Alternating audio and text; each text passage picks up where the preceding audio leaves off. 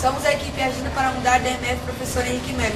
Estamos aqui no Céu Sapopemba com a imprensa jovem, no programa Nas Ondas do Rádio, da Secretaria da Educação, da Prefeitura de São Paulo, onde irá acontecer daqui a pouco uma palestra com o primeiro astronauta brasileiro, Marcos Pontes, que será entrevistado pelas alunas Giovana e Jaqueline. Antes disso, iremos entrevistar outras pessoas responsáveis por este evento. Convido um evento desse porte. Foi uma parceria da escola José Vitor Volaro com o Céu Sapopemba. Esse evento é a primeira vez que eles estão fazendo, que o Marcos ele já dava palestra, mas para adulto. E essa é a primeira vez que ele dá palestra para jovens e adolescentes. Então eles também estavam nervosos, porque era a primeira vez que eles estavam fazendo desse formato. Mas aí essa parceria da produção do Marcos Pontes, do José e do Céu, porque a gente conseguiu fazer tudo dar certo. O que vocês esperaram desse evento?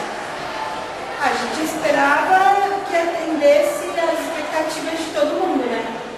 Que todo mundo gostasse e se envolvesse com a história.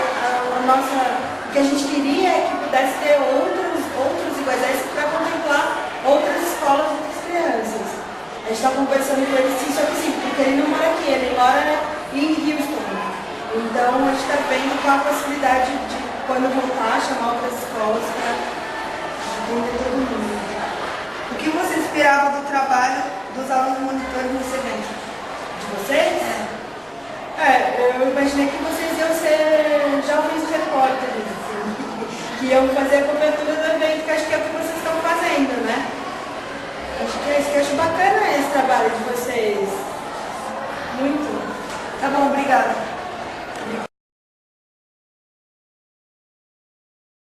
É só que você não tem muito tempo. É muito corrido as coisas, você tem 6 horas para dormir por dia. O restante do dia você está trabalhando sempre em alguma coisa. E como você está muito agitado, o seu corpo está se adaptando ainda à situação do espaço, você dorme pouco, você não consegue relaxar para dormir. Por outro lado, quando você consegue relaxar, é muito bom, porque pensa bem, você está aqui no solo, de qualquer forma, a gente está em pé aqui, tem pressão em cima dos pés. Se você deitar, não importa a maneira como você deitar, sempre vai ter uma parte do seu corpo pressionada, por causa do peso do restante do corpo em cima daquela. Ali não tem isso, então você pode simplesmente soltar o corpo, se você quiser, e dormir. O que é essa microgravidade? Microgravidade é o nome que os cientistas chamam a quase ausência de gravidade. A gente está aqui, por exemplo, se você soltar alguma coisa, ela vai cair, por causa da atração da gravidade, certo? Dependendo do local onde você estiver no planeta, isso vai variar em torno de 9,8 metros por segundo ao quadrado, né, dessa aceleração da gravidade. Quando você está no espaço, por causa da dinâmica do voo, você não tem essa gravidade mais. Porém, existem, você poderia chamar, então é sem gravidade? Não exatamente, porque como a espaçonave, ela tem algumas correções de órbita que ela faz algumas correções de atitude também. Isso induz algumas aceleraçõezinhas, que a gente chama de acelerações espúrias, nos experimentos. Por isso que ela não é exatamente zero a aceleração, a gente não consegue perfeito. Mas a estação espacial é o laboratório que tem até hoje da história da humanidade o melhor laboratório, as melhores condições de microgravidade que já se conseguiu. Porque ela opera a cada 30 dias, ela opera sempre controlada a atitude por giroscópios, então a gente não usa foguetes para controlar a atitude. Depois de 30 dias a gente tem que parar os experimentos, acionar os foguetes para poder acelerar e voltar à órbita de novo de 400 km. Então nessa hora a gente não faz experimentos. Mas a microgravidade lá era melhor, a gente não pode conseguir. Nós vimos que no seu site o senhor se aposentou. Só que isso significa que isso nunca mais irá uma missão especial para ele? Não. Esse é um erro comum que muita gente... a própria imprensa errou muito com relação a isso. Mas não é minha função ficar conversando com a imprensa, ajustar os trabalhos deles, os deles, eu tenho o meu para fazer também. Na verdade, o pessoal confunde militar com astronauta. Astronauta é função civil, não tem absolutamente nada a ver com militar. Eu me aposentei, vamos dizer assim, da carreira militar em 1998, né, há 12 anos atrás, quando eu fui selecionado para ser astronauta. E eu só tinha função civil, eu deixei de ter função militar, é proibido você ter qualquer tipo de atividade militar no espaço, por leis internacionais, inclusive do Brasil é signatário. Então, a minha função é civil. Há 12 anos atrás eu tinha função militar. Em 2006, mas eu ficava ligado administrativamente à Força Aérea ainda, porque a Agência Espacial achou isso interessante. Só que, a partir de 2006, depois da missão espacial, a minha carreira tinha que se expandir muito na parte de astronauta.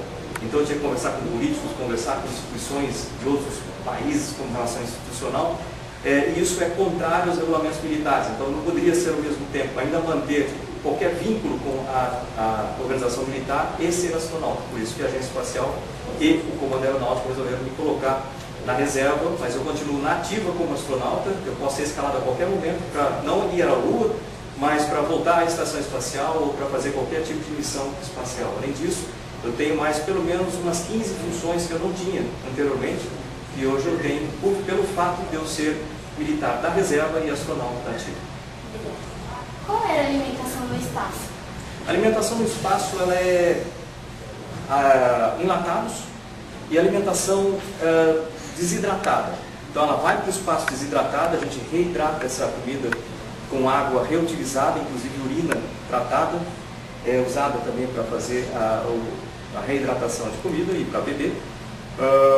E assim que a gente come. Então, e tem outras coisas, tem coisas como chocolate, barra de cereal, castanha de caju, uma série de coisas. O problema é que você não sente muito gosto no espaço. Você perde o gosto das coisas. Então, normalmente você perde muito peso quando você está no espaço. Eu, por exemplo, o meu peso normal sempre foi 79, 80 quilos. Esse foi o meu peso normal. Quando eu estava na missão, eu estava pesando 71, 72 quilos, porque você emagrece muito para ir para lá. Depois da missão, eu tive problemas, a gente sempre tem sequelas depois da missão. Eu tive problemas de alergia, que eu tenho até hoje, mesmo esse tempo todo, problemas de ouvido, que eu ainda tenho, e problemas de controle hormonal. Então, depois da missão, eu ganhei 22 quilos. E agora eu estou voltando ao meu peso normal. Como o senhor se sentiu quando foi anunciado o único astronauta brasileiro? É sempre bom você ser escolhido para representar o país. É sempre uma responsabilidade muito grande. Você sabe que a partir do momento que você está representando o país, não é mais você que faz alguma coisa certa ou alguma coisa errada, é o seu país que faz. Você carrega esse peso, essa bandeira. Então é uma coisa que dá muita satisfação e também é muita preocupação. Você tem que fazer isso. Fora isso, né, como ela perguntou, você tem que estar também sujeito às opiniões de outras pessoas. Então, é normal, qualquer pessoa que está em certa evidência, por alguma razão, a história sempre provou isso. O próprio Yuri Gagarin, né, que foi o primeiro homem a ir ao espaço e orbitar o planeta, ele teve muitos problemas depois do voo, ele acabou morrendo depois de 9 anos, em consequência de opiniões, etc., e outras coisas que prejudicaram bastante a ele. Então, o que é recomendado para a gente é sempre você manter o seu trabalho e esquecer as outras coisas. A missão especial valeu a pena e quais foram os benefícios que ela trouxe ao Brasil? A primeira missão espacial de um planeta, de um país, é sempre muito marcante e ela tem que ser sempre encarada de vários pontos de vista. Você pode encarar do ponto de vista científico, você pode encarar do ponto de vista político, você pode encarar do ponto de vista de tecnologia, do ponto de vista de abertura de caminhos para empresas, abertura de emprego, etc.